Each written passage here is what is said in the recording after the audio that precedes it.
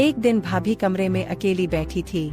सागर उनके सामने आया और बोला, भाभी क्या आप मुझे शादी के बाद के बारे में सिखा सकती हैं?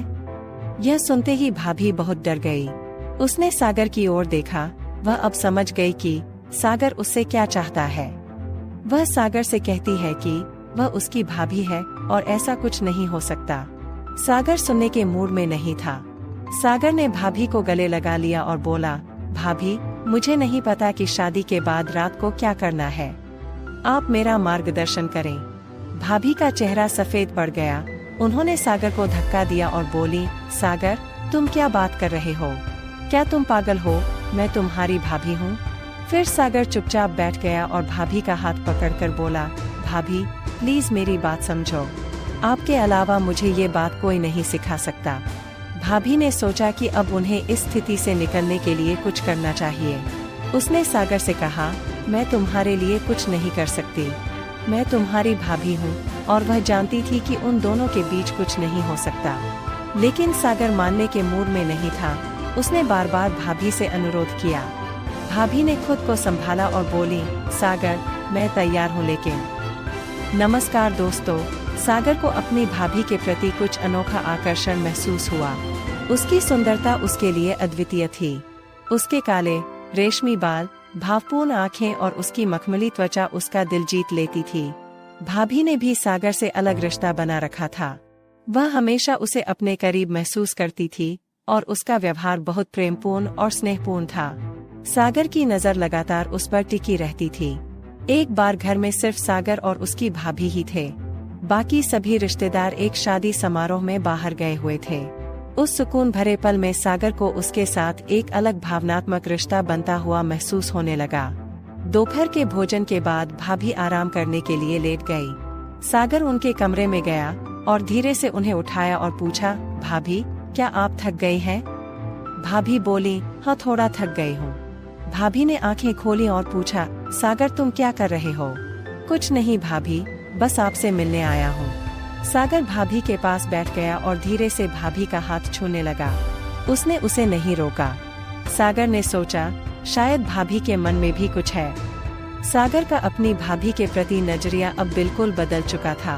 वह अब उसके लिए भाभी तो नहीं रही थी, लेकिन उसके मन में एक नई भावना उभर रही थी। इसी समय सागर का गन्ना हलचल करने लगा। उसके मन में एक उलझन थी। एक तरफ उसकी शादी तय हुई थी, तो दूसरी तरफ भाभी के लिए उसकी भावनाएं उसके मन में बवंडर मचा रही थी। शादी की तिथि धीरे धीरे निकट आ रही थी। हर तरफ खुशी थी, लेकिन सागर एक अलग ही दुनिया में खोया हुआ था। रात को वह उठता और खिड़की से बाहर देखता रहता। उसके मन में कई सवाल थे और वह अपनी भावनाओं का जवाब ढूंढने में असमंजस में था। उसे समझ नहीं आ रहा था कि अब क्या करे। एक दिन भाभी कमरे में अकेली बैठी थी।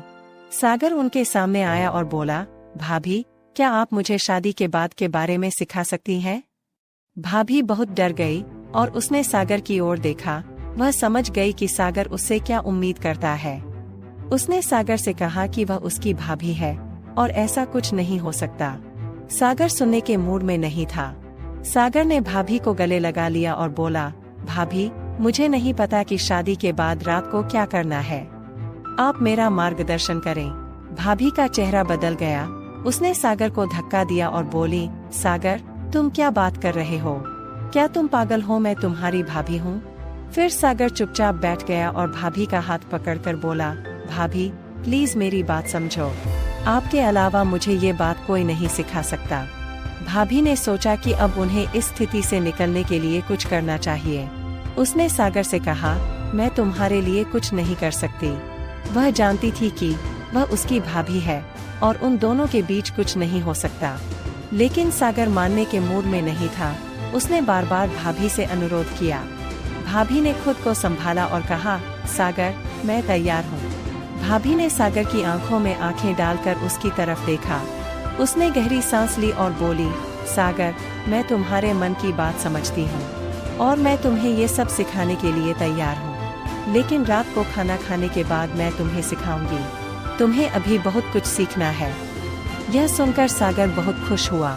उसने भाभी को गले लगा लिया और बोला, भाभी आप बहुत अच्छी हो। भाभी ने सागर को तो शांत कर दिया, लेकिन उनका लाल ब्लाउज पीली साड़ी और काला रंग उनकी सुंदरता में एक अनोखा आकर्षण ला देता था। उसकी गोरी त्वचा और काली आंखें सागर को उसकी ओर आकर्षित करती थीं। रात को भाभी सागर के कमरे में आई। उन्होंने सागर को बिस्तर पर लेटा दिया। भाभी ने सागर के गाल पर हाथ रखा और बोली, सागर, आज मैं तुम्हें बहुत कुछ सिखाती हूँ। उसने धीरे से बटन खोल दिया। सागर यह देखकर आश्चर्यचकित रह गया। भाभी अभी भी तरोताजा और आकर्षक लग रही थी। उसने सागर को अपने पास खींच लिया और उसके कान में कुछ फुसफुसाने लगी। सागर शर्म से लाल हो गया। उसे लगा कि आज उसकी जिंदगी का खास पल है। सागर ने जेब से एक गोली निकली और खा ली। अब वह स्पष्ट रूप से जानता था कि उसे क्या करना है। सागर ने गोली खा ली और उसकी भाभी ने उसे सब कुछ सिखा दिया। लेकिन गोली का असर बढ़ने से उसके शरीर में एक अलग ही ऊर्जा पैदा हो गई। उसकी आंखों में एक विशेष चमक थी। सागर ने भाभी की तरफ देखा और उनकी तरफ बढ़ने लगा। भाभी घबरा गई। उसने सागर को रोकने की कोशिश की, लेकिन उसने कुछ नहीं सुना। उसकी ताकत बढ़ गई और वह अपनी भाभी के काफी करीब आ गया। सागर ने उसमें प्रवेश किया। भाभी को बहुत दर्द हुआ। वो चिल्लाई, लेकिन सागर नहीं रुका। उसने अपने कार्य पर ध्यान केंद्रित किया और उसकी भाभी ने उससे विनती की, लेकिन कोई फायदा नहीं हुआ। आखिरकार सागर के शरीर की ऊर्जा खत्म हो गई और वह थककर अपनी भाभी पर गिर पड़ा। उसके चेहरे पर संतुष्टि का रंग था। भाभी ने ये सब देखा तो उसकी आंखों में आंसू आ गए। कुछ देर बाद सागर को होश आ गया। उसने इधर उधर देखा तो उसकी भाभी उसके बगल में सो रही थी। वह अपने किए पर शर्मिंदा था। उसे एहसास हुआ कि उसने क्या किया है।